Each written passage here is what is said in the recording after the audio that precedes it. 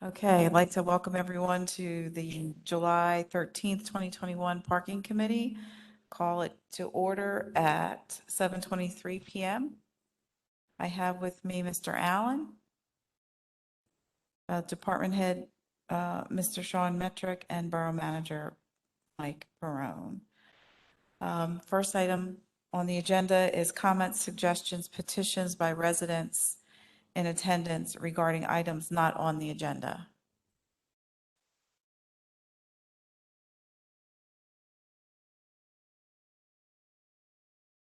As you know, I have a small business in 22 or 24 South High Street. I have the problem child garage there, which I know you guys. I was just wondering if it would make sense to put better cameras to take the license plate, sort of get another sort of catch the people who like to drive through the barriers there. Say I've had too many beers. Seems to be regular, some in that garage. Also, there's a no left turn, and they just back up the whole traffic and just put a camera on there to video to take pictures of the license plate, and it'd be a great revenue source, I think, too. Just trying to get more money. It's a great way of. I'm all for cameras. I don't see anything wrong with it. Ashamed of, so especially in that parking garage, if it's just for public safety. I think they would pay back because I don't know what the bill is on maintenance of the parking garage. I'm sure it's not. So I was also wanted to bring up what thoughts were about sort of fixing up the parking system, because it seems to be there, and a lot of customers complain about sort of their experience coming into Westchester, and I'm sure people have done spreadsheets and sort of it's cheaper to sort of repair it per day, but it seems like the guys there once a week at least. System parts of the system have been replaced new, but gates seem to be always, not just because people are driving, obviously that doesn't help, but just be nice to have sort of that fixed up and increase the revenue through ticketing. So I think they would go hand in hand. The cameras up, get more revenue. So the gate system, which is 16 years, gates wherever probably were. They might, but they're definitely ancient than the A machines. So that's it. Just hope that can be improved somehow. Full story. So thanks. Thank you. Mr. Metrick, the cameras that take pictures of the license plate, is that enforceable? I don't know the answer to that, but I can find out. I can tell you if you speed in Delaware or go through a red light in Delaware, or you do something dumb in Delaware with their cameras, oh, you get a picture of yourself, your car, and a hefty fine, because I've gotten 3 or 4 of them, turning on the wrong, that way. Yeah. In Delaware, it's enforceable. Here, I don't know. But I can tell you in Delaware, it's heavy.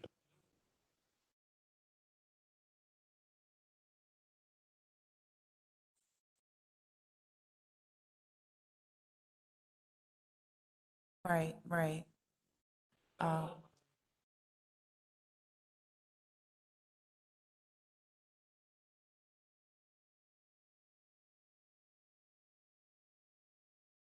Would you like to come back to the podium?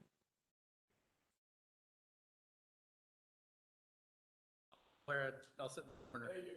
So, I mean, in Germany, they had these systems for 35 years, and it's great. They show a picture of your, and I'm all for it personally, but it just seems like it'd be a great source that would sort of maintain the garage. It's a shame every Saturday, Sunday I come in there and it's like busted or something like that. There is a very small sign there currently, like $450 fine, or I'd love to see in one of those cabins just, smile, you're on camera. I guess when you're drunk and want to drive through a barrier. That'd be great. Thanks. Thank you. Anyone else? Okay, seeing none, we'll go to the director's report. I don't have a report prepared for tonight's committee meeting, but the things that I typically talk about having to do with garage occupancy and how revenue's tracking, we're going to cover in our other topics. And I have a lot to talk about in regards to the budget, which is item number 9. Okay. We'll go on to number 4 then, contract renewal for garage management attachment. Thank you. I'll go ahead and set the table here. The borough has worked with a third-party provider for garage management services for a while. I don't know when it started, but we are working now with Impark in our 7th year, finishing up our 7th year. I believe the relationship started in 2014. It's about a 20 to 35 page agreement that covers all the rights and responsibilities of the owner and the management company. Basically, the management company provides day-to-day operations for the garage, janitorial services, and keeps and maintains the financial transaction system, and then sends monthly reports to the borough. Where the borough takes over are for larger capital repairs. So if we did, for instance, want to replace the fee system, that would fall under capital repair, and that'd be something the borough would have to pay for and consider doing. Currently, we're looking at the Bicentennial Garage as well as Chestnut Street Garage for some repairs and capital improvements. We're going to have a pre-bid meeting shortly at the Bicentennial Garage to be looking at some of the repairs to the decking and the facade, which are leaking a little bit. So that's just standard maintenance for facilities like that. Just basically, you want to keep the water out of out of where it shouldn't be with garages. So we are proposing a 1-year renewal of the current management agreement. We're happy with it, having reviewed it internally. When we started with Impark, which now is called Reef Parking, the management fee, which is the premium they charge the borough above and beyond the operations, was $15,000 per location per year. So that would be $30,000 total. It's over the years, it's gone up, and it currently sits at about $16,686 per location for about call it $33,000 a year for management fee. So Forrest and I discussed it and was keeping that management fee flat going forward. Year renewal. Although I don't have the attachment prepared, Forrest is working with his legal team to get that in your hands, so we'll have something to actually review next week. But those are the parameters. If there's anything else detailed about garage management, I think Forrest is the best person to answer that question. Okay, thank you, Mr. Metrick. I think we'll wait until we actually see the contract, and it's helpful to have the fees and the 1-year renewal, but I'm a visual person. I need to see it. Mr. Allen, any questions? Mr. Flynn? Anyone else? Okay, we'll move on to item number 5, consider contract for cash and coin transport services. Yeah, thank you, Ms. Dorsey. I'll take this one. I don't know when the relationship started, but it's going back at least to 2016. The borough was using Dunbar, which was a well-known armored car service, paying about more or less $600 a month to transport the coin and cash from our location to a counting location. And then Dunbar was bought out by Brinks, and we continued working with Brinks, but when I came on board in January, we were having some customer service issues, and I won't get into nitty-gritty of those details. I'm glad to talk with you offline about it because I don't like to have those conversations publicly when it comes to a vendor, but I'm happy to share that with you. And we worked on a solution internally, myself and the finance director, we and the chief of police, where we would be taking a limited number of coin and cash over to a retail branch to have it counted, and retail branch was okay with that. We had a police escort to do that, and the chief of police was great in accommodating that, making it work. lasted all of like 3 weeks before the bank told us to take our bags and shove it. So we immediately went out and started looking for another cash transport service. We actually went back to Brinks. They didn't return our calls. We called a bunch of service providers. This is the only one we could find who could give us a proposal. It's considerably more expensive, in my opinion, than the one we were using before. It's about 40% more expensive. So I'd like to keep looking in terms of next year's budget. But we really need to get this coin out of the building and moving and in our bank accounts. I can talk a little bit about our meter revenue, but if you looked at our reports right now, our meter revenue is down. You might be, Sean, what's going on? Well, the meter revenue is down because because we haven't taken it to the bank to get counted. So they can be here next week to start that transport. I think it's a fair price in the circumstances we find ourselves in. And they're a reputable company, so I'm recommending that council consider approving this agreement with Eastern Armored Services.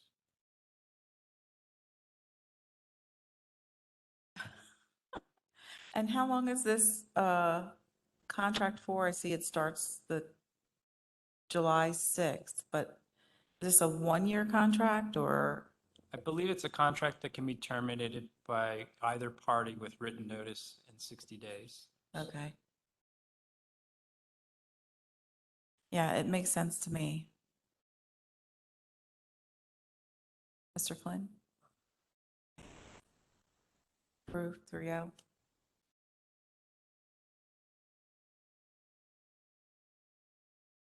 Moving on to item number 6, consider request for handicap parking at 501 East Bernard Street. Yeah, our There's parking enforcement manager typically handles these requests. I don't know if you want any more information, but Hector is here tonight. Sure. Mr. Mojica?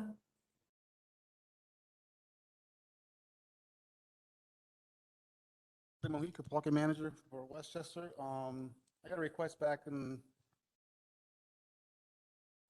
May 24th from a resident from 500 block of East Bernard Street requesting a handicap space. Went out to the block. I checked to see if any other handicap spaces. There was none available, none at block. Person that requested a handicap space provided all the proper documents, the placard, the ID card, and the license and registration. So that's on the behalf of the resident, if you guys could approve that request. Is there any reason not to approve it? No. I have no issues with it. Mr. Allen? Mr. Flynn? Approved. Thank you. The garage management monthly report, number 7. Good evening, Forrest Friedman with Impark Reef, where you want to go. Mr. Freeman, Yes. in all the reports that you have given us over the past years, I've never seen anything up there that the replacement of fiberglass or wooden boards at the parking garages with people driving through them. If it happens once, people think it happens every day. Like I take the trash out once and I think I do it every week. But, how many times are you really replacing those boards? Gate arms or the gate arms? Hazard a guess 4 or 5 times a month. More so at Bicentennial than at Chestnut. I mean, it's Bicentennial tends to be the location that gets a certain crowd at night. We have brought in some additional staff, nights and weekends to help with that. Anything presence, it tends to assist her. Is there a standard because they have to be a breakaway, or could you put a piece of rebar, inside of it, and at least the people would realize when they got home they have a dent in their car? We tend to put it as a breakaway more so to preserve the equipment than their car, because again, if that breaks off and you're having to buy a new gate housing, it's $1,000. It's up being more expensive on our side than theirs. A couple times. So good evening. Revenue continues to go up, which is a good thing. The restrictions continue to be lifted or have been lifted pretty much. Our transient income continues. The business side of it hasn't come back completely. Anticipating more as the summer continues on into the fall that we'll see that. But definitely nights, weekends, we are definitely having a much larger impact. Look down at the numbers. Transient is higher than budget, higher than the prior year. Obviously, last year was of COVID, so too much to expect. But we are fairly in line with 20. So it's things are definitely trending better. On the monthly parking side, at this point we're relatively flat. I mean, if we look at Chestnut Street, yes, we dropped off a lot of parkers there. I mean, prior to COVID, at roughly 1,000 parkers, down in the low sevens. That coming back, and that number will pop up, but it's likely not going to occur until after Labor Day, head towards the end of the year too. On the transient side, just to give a flavor, month over month, we were up 8.2% at Bicentennial. That's 26.6% in Chestnut Street. Chestnut Street tends to have more capacity. Bicentennial really hasn't seen the fluctuations. Smaller garage, it's available space. So, overall, again, things are trending well. The numbers are looking good. Validation should be coming back. As businesses come back, that's where we get a chunk of our validation income. Again, overall, trending well. We've added 2 team members back to address some of the issues that we've been having nights and weekends, so that should great, cleanliness, always, and the expense side of things. We down as well. The only reason we're a little bit unfavorable to last year is our credit card fees have gone.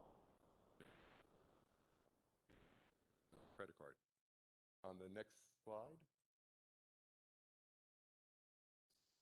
Just a couple quick graphs, and this is only through the beginning of month, so through 6th of July, and same for each month. So we're seeing the revenue trend as this extended out. Those 2 lines that were going down in both scenarios actually heading up now. One is just showing tickets, and then there's a revenue, and that on the upward trend. Still trying to figure out what happened in April with that little dip. Snow, but there was a slight dip, and again, it's on the up. Much better than they were.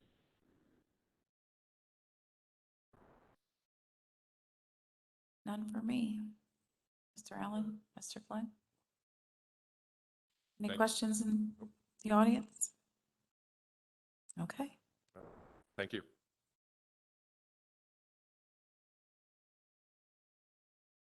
Item number 8, approve the June 2021 Parking Committee meeting minutes. Mr. Allen, Mr. Flynn? Pass, thank you. Any other business? Budget?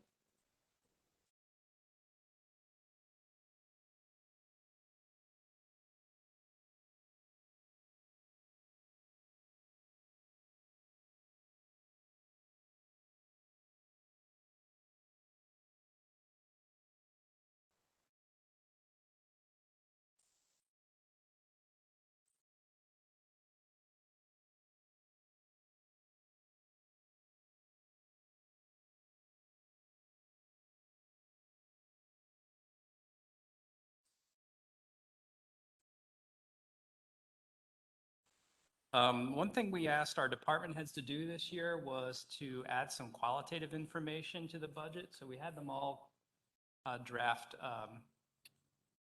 summaries of their department where they would touch on the functions, the equipment used, any financial issues and operational goals for 2022. And those are going to become part of the budget document. I've been really impressed with what everyone has turned out. We have some good writers on staff, and the budget's going to have a lot more qualitative information in it this year. So I'm really excited about that.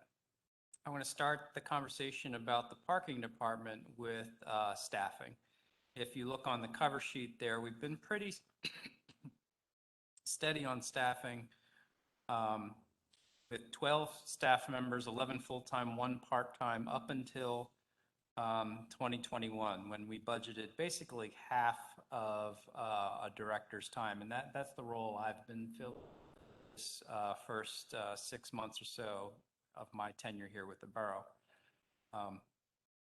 And we're proposing to have the same arrangement next year, where we would have someone who's part of the administrative management team who's devoting half of his or her time to the strategic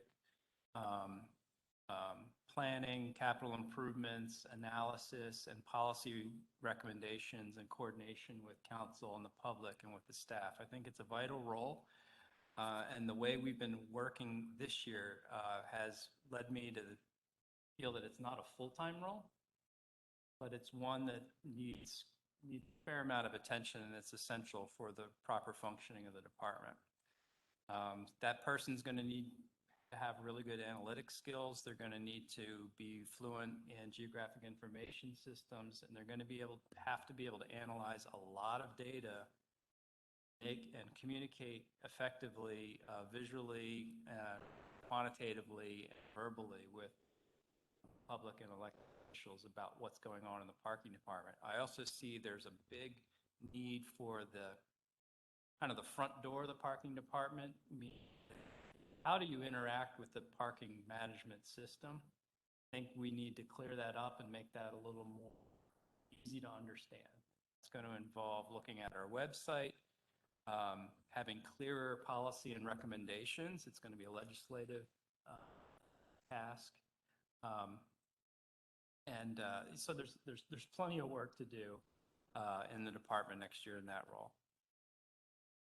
We had a parking service clerk recently retire, and we decided to fill that position because we had opened the doors back up to the public, and we also are getting into residential permit season, which starts in August. And fortunately, we had someone on staff who's in our parking enforcement team step up, interview for that position, and we offered her the position, and she accepted. So Rosia Roldan now is a full-time parking service clerk, and we have a vacancy in our enforcement team on days.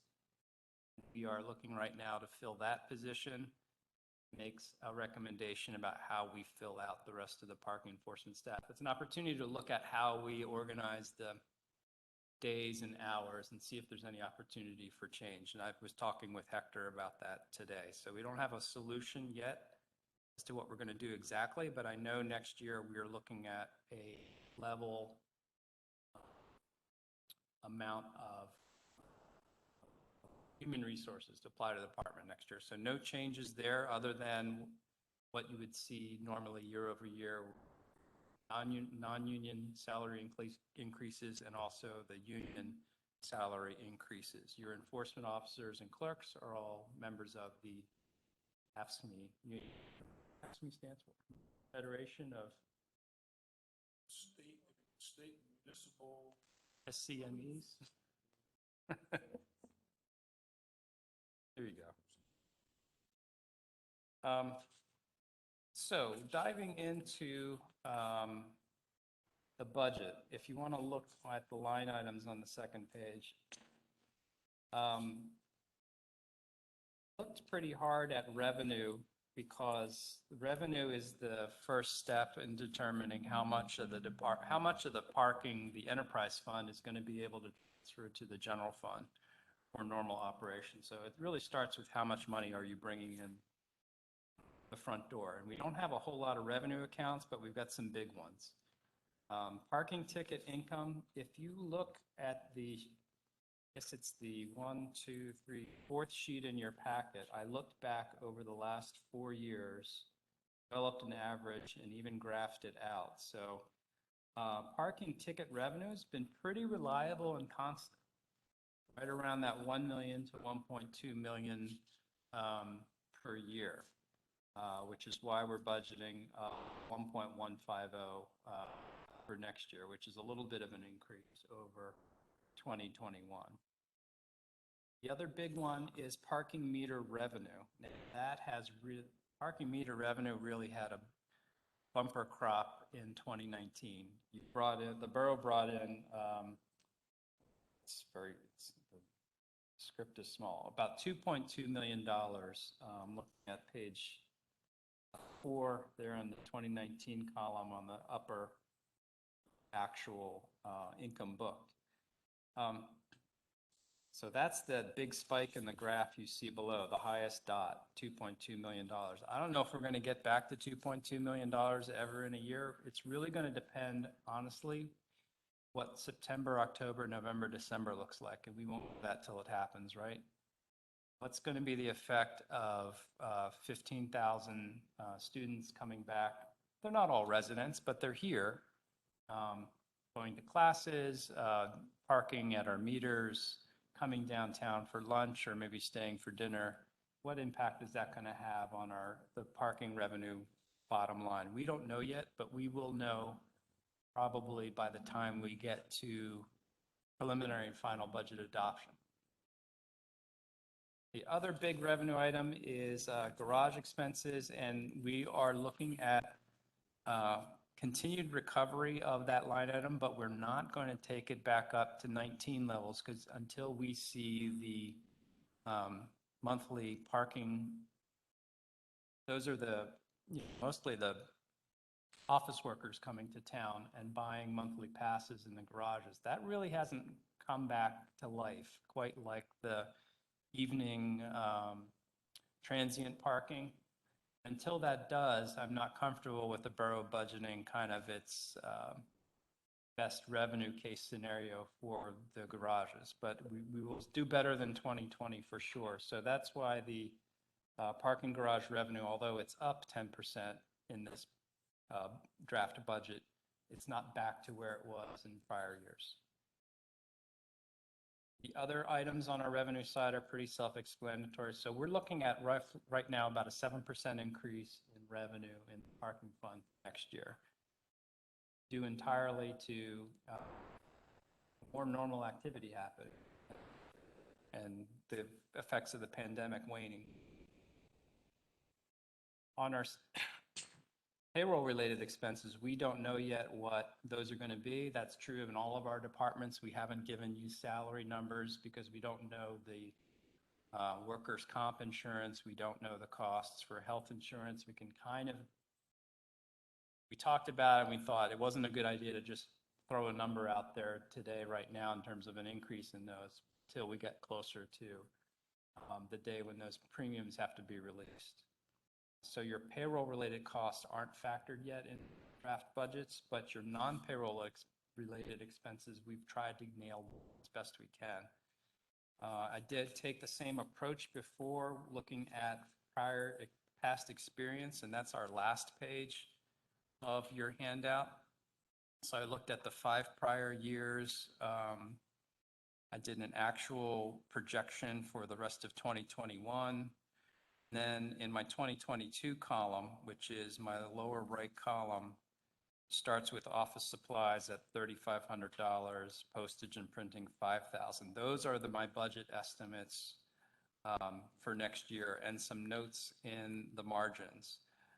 My big one is parking garage maintenance. That number, you can look back over the years, and that's been bouncing around all over this, I suspect, related to issues you were having with Chestnut Street garage, no doubt.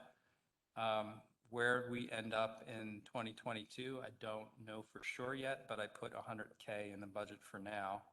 I'm going to keep looking for a better deal for armored car services. And our meter operations, I will target a better number for us going forward. And I will also need, Barbara, your help, and we've talked about it already, no surprises, in predicting our bank fees. We're really working to reduce those transactional fees. We do get tapped for a fee every time we do a point of sale transaction. We're getting tapped for credit card fees, and that, it really starts to add up. We'd like to cut down on that because what do you get for a bank fee other than convenience?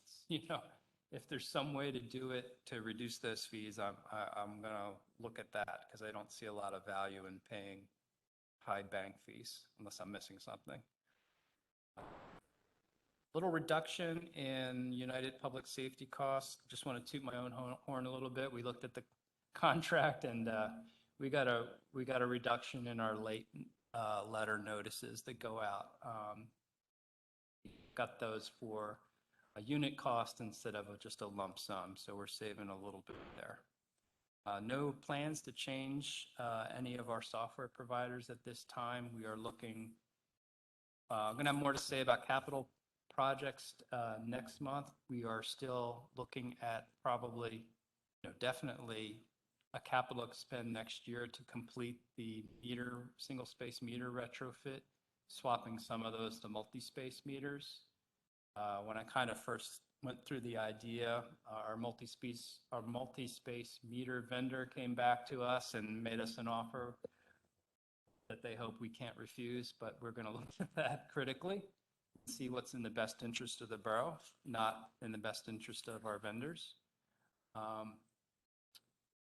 We are going to be replacing our handheld enforcement units, which are really nothing more than a cell phone and wrapped in a printer sled.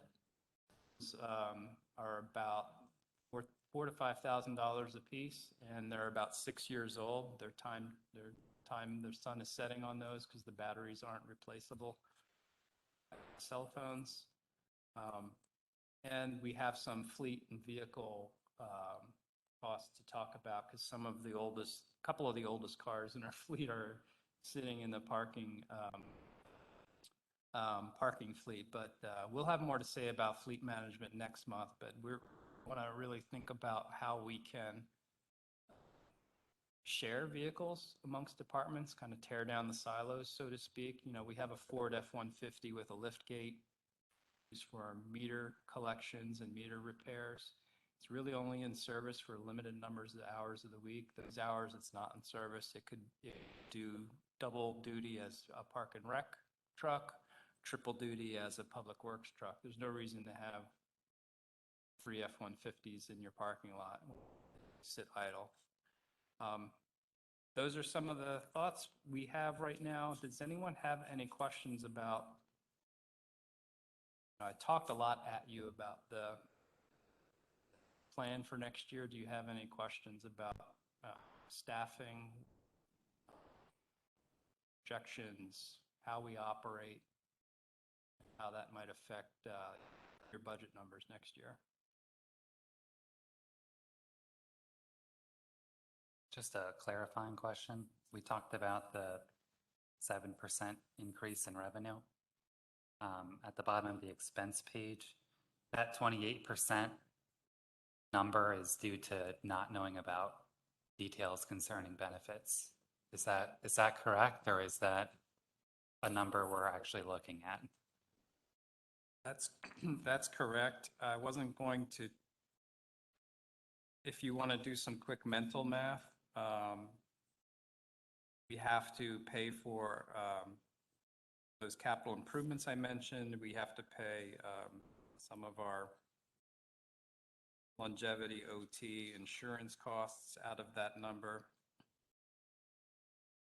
I don't see expenses dropping a whole lot year over year, except in that capital funding category. So the borough here,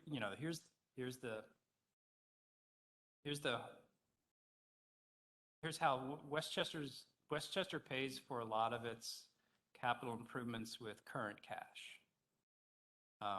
In fact, only about a third of your capital overhead is financed. Take your interest and principal payments, and you see how much cash is going out annually for your capital improvement. Ratio is about 1 to 2. You're financing $1, you're spending current cash $2. That means, and capital expenditures by their nature fluctuate a lot year over year, because you may not need to put a roof on the municipal building until you have to put a roof on the municipal building, and then you get a big bill. So we're not going to have an $880,000 capital expenditure bill in the 2022 parking fund budget. We're going to have something in there. So that's going to, you're going to get a really negative variance in that expenditure year positive. put a positive spin on it. So you might see a big reduction because we have to figure out spending on capital next year. And since the borough does most of its capital improving with current cash, you do see those year-over-year fluctuations. Is what you may see, the council's already approved getting a structural analysis of the one garage, and we need the other garage is going to need to get done also. With those structural analysis, you'll get a 5 to 10 year maintenance plan that will drive your capital budget over the next number of years.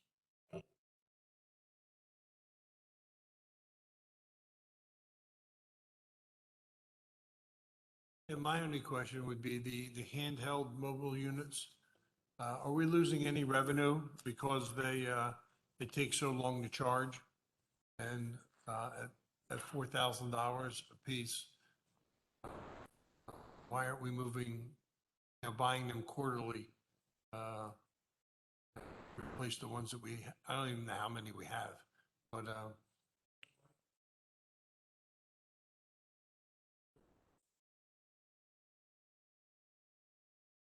no, they're all, but it takes a long time for the battery to charge.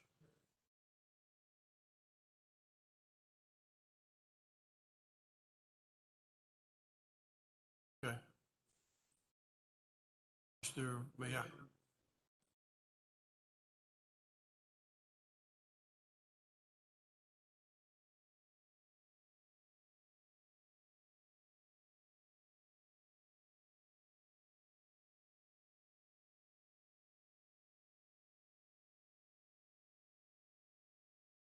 How many do we have?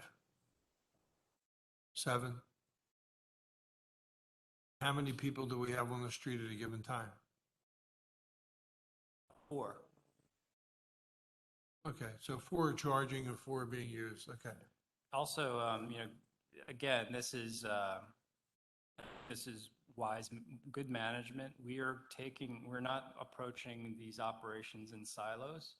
So we're going to take this piece of equipment that, it's a lot of money. And to me, it sounds like a lot of money, $4,000 for a gizmo that writes parking tickets.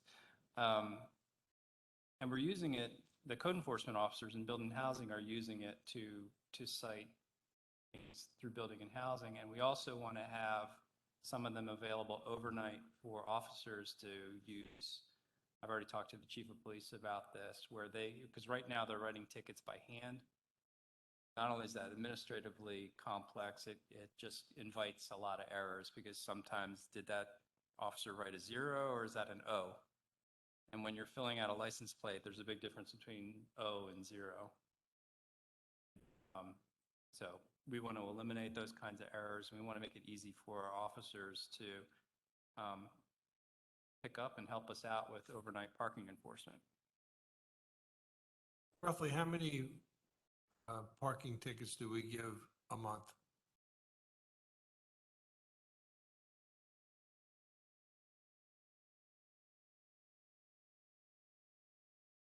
$5,000 or $6,000. A month. Okay, so at $4,000 per handheld, we only have to write 160 tickets at $25 each to pay for itself. So it's almost just like the kiosks. They paid for themselves in 8 months, and we were astonished at how they actually and the maintenance really dropped. So instead of piecemealing the thing, I think it's something we should probably look into. 160, if we're doing 5,000 tickets a month, and it only takes 160 to pay for one, it makes sense to buy them sooner than later. My estimation.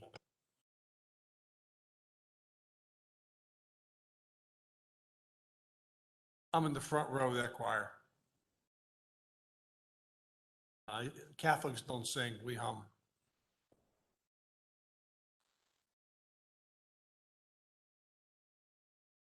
Sean, I'm looking at the line item that says professional fees. So there's nothing in the actual for 2020 or 2021, but 20,000 for 2022, 1,000 budgeted for 2021. So it's a 1,900% increase. What Yeah, are those that's a- professional fees? Did you cover that? I didn't, and I'm glad you brought that up because I forgot about it and then Mike mentioned it. Don't have a estimate yet from, I want to talk to a structural engineer and get an estimate for the services to provide those reports that Mike referenced a few minutes ago about the structural analysis for the garages, which would be setting out our five-year capital improvement schedule. I just put a number in there for a placeholder for now and put a note in my notes to call up Donald Nacarado and a couple others and find out what that would run.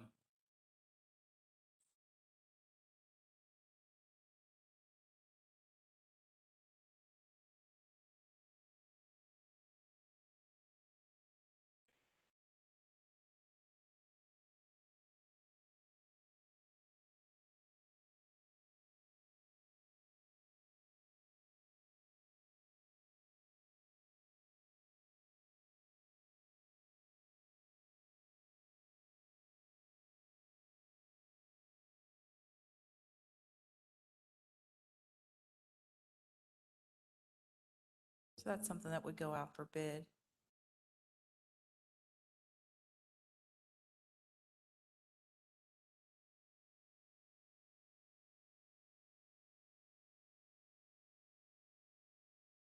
Yeah, we can go out to bid, but, something Mike and I were talking about, when it's such a specialized service, maybe there's only a handful of providers.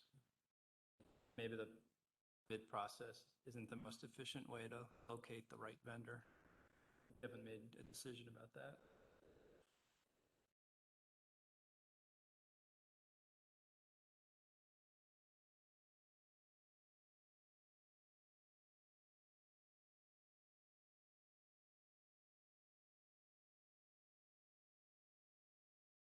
Any other questions from council? Any questions from the audience? Moving right along here. The meeting is adjourned.